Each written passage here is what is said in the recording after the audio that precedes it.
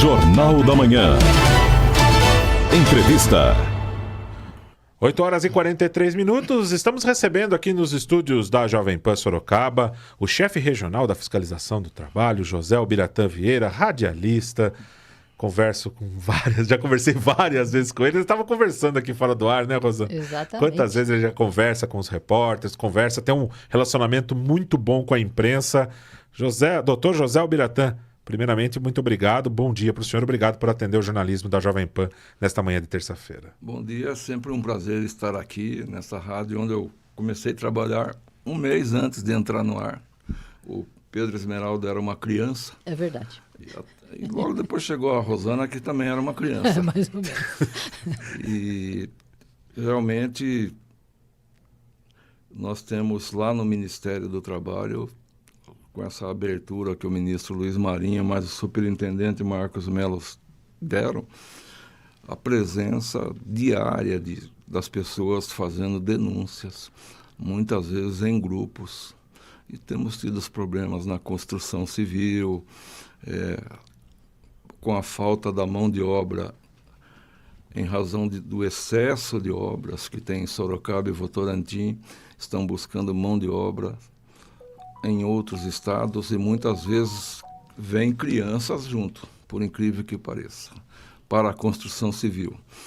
E o trabalho infantil, de um modo geral, aqui na região de Sorocaba, apesar de todos os esforços da gente, do Conselho Tutelar, do FPET, de uma série de instituições que nos ajudam e que nós trabalhamos juntos, infelizmente o trabalho infantil tem dado assim alguns sustos na gente, porque as pessoas estão disfarçando o trabalho infantil com estágio.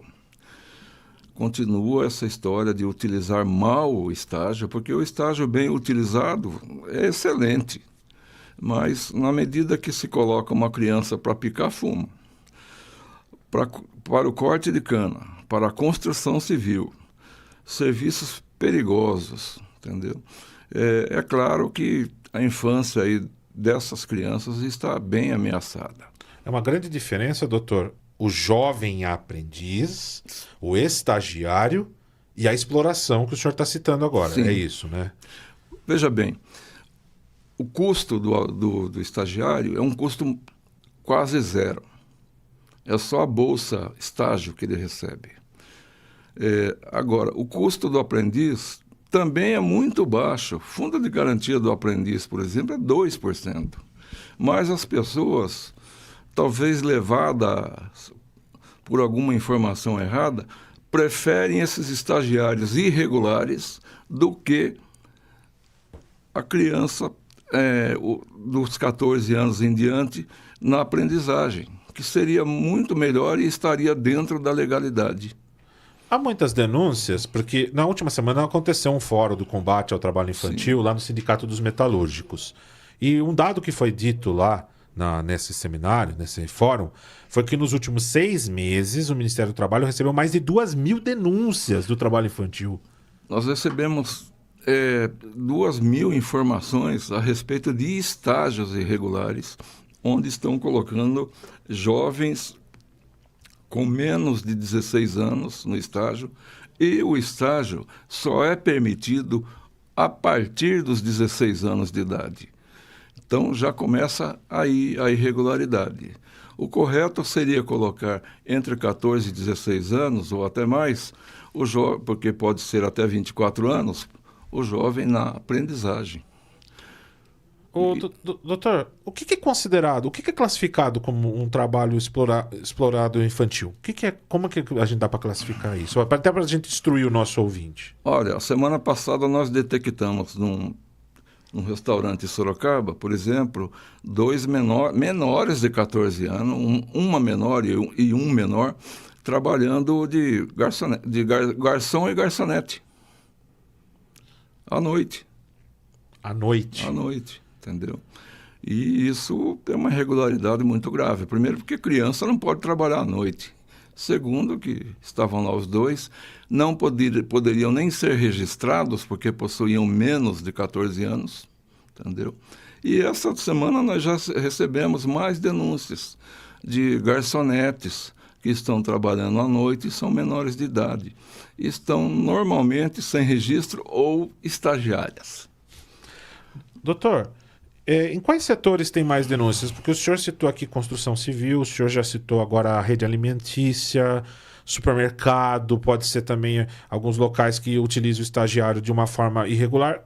Qual setor, qual área que tem mais denúncia? Estagiário a gente encontra em todo lugar. Praticamente não existe um diferenciamento. Eles estão espalhados em todos os lugares. Sorocaba deve ter hoje uns 5.000 estagiários, 3.000 deles estão regulares e 2.000 estão irregulares. E, geralmente, nós temos estagiários em instituições estudantis, temos estagiários em instituições de saúde, em instituições de saúde, tanto a aprendizagem quanto os estagiários.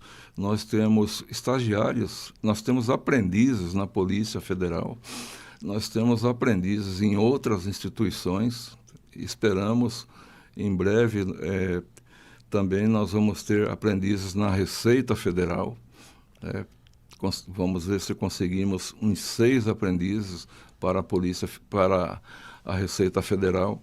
E é um trabalho que a gente faz com muito prazer, encaminhar essas pessoas para esse tipo de órgão, porque eles vão sair de lá com um preparo muito grande. Doutor Biratã, como que é feita a fiscalização do trabalho infantil, até para a gente poder divulgar? Quem pediu 3 estagiários recentemente foi o doutor Eduardo Alexandre Fontes, como eu disse, autor de livros, professor, e seria bom, não é propaganda, os livros de direito penal, de abuso de autoridade, escritos por ele, são livros de fácil entendimento e são livros, inclusive, muito bons para as pessoas que vão prestar concurso na área jurídica. Ele é um excelente professor. Dr. Eduardo Fontes, que é o delegado da Polícia Federal agora aqui em Sorocaba. Sim. Né? Ele foi empossado na última semana. Né? Foi um ganho para Sorocaba. O senhor conheceu? Ele esteve aqui na entrevista, o senhor mandou uma mensagem, eu falei para ele. Ele está aqui desde abril. Aqui existe uma situação chamada posse oficial. E como superintendente também tem várias posses por aí, ele que é sorocabano também, que mora em Sorocaba, o doutor Rogério Giampaoli, ele veio dar a posse para o doutor Eduardo Fontes aqui em Sorocaba, uma cerimônia lá muito bonita, totalmente lotada, e o que chamou a atenção foi justamente o discurso do doutor Eduardo, que foi muito bem elaborado e muito emotivo. Doutor, apesar do senhor ter um vínculo de amizade com o doutor Eduardo, mas os trabalhos eles acabam se unindo lá na frente, né? Como é que é? Nós temos alguns trabalhos com relação ao trabalho análogo à escravidão. Nós temos trabalho com relação a algumas fraudes que vêm sendo praticadas em Sorocaba na área da saúde.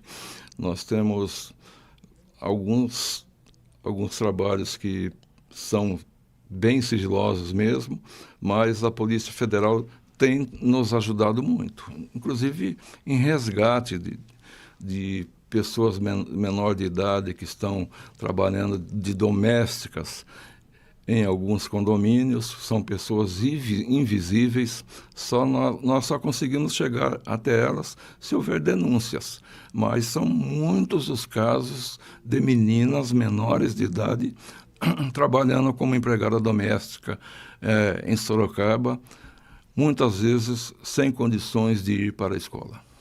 Doutor, existe um atendimento que essa criança, após ser constatado trabalho infantil, ela recebe?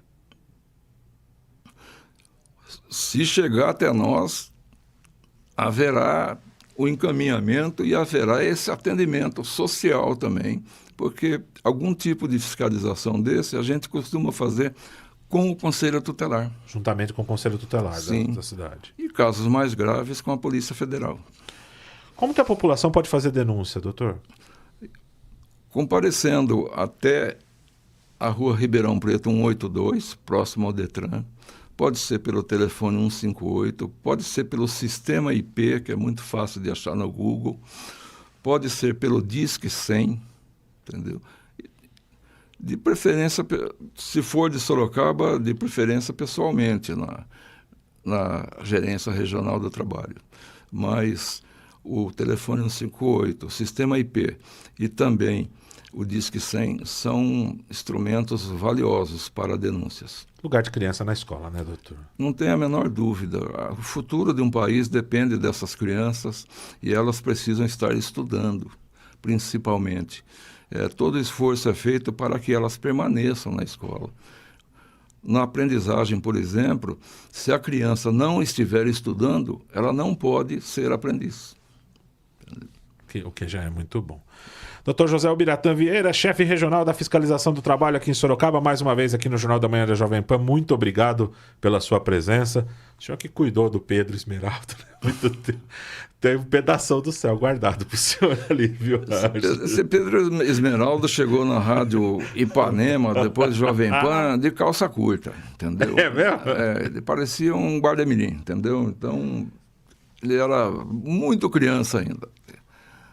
É. Mas é uma pessoa muito estimada e um excelente profissional também. Tá certo. Doutor Ubiratã Vieira, chefe regional da fiscalização do trabalho.